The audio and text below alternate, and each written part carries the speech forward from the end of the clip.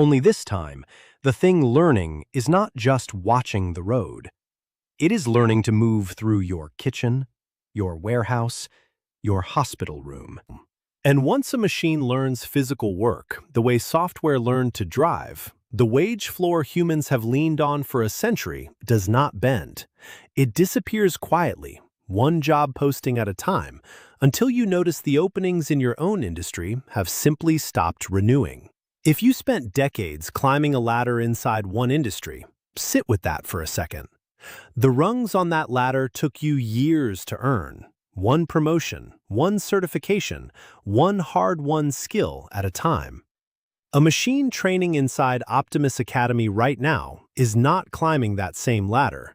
It is skipping it entirely, absorbing decades of physical know-how in months without ever needing a pension, a raise, or a retirement plan waiting for it at the end.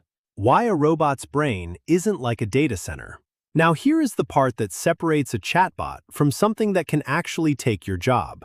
A cloud AI system, the kind that answers a question on your phone, can afford to think slowly.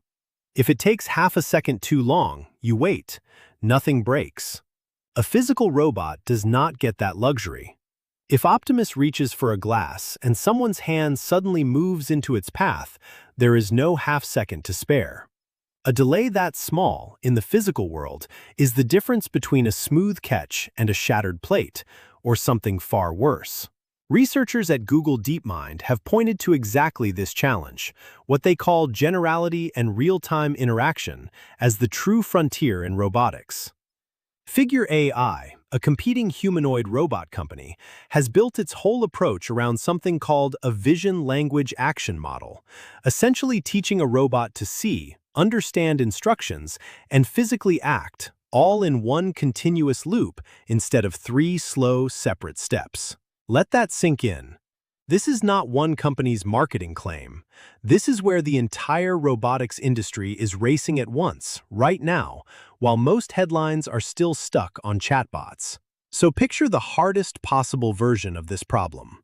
A robot in an operating room, tracking a 3-dimensional camera feed, following surgical instruments, watching a patient's heart rate and oxygen levels, adjusting its grip in real time, every fraction of a second.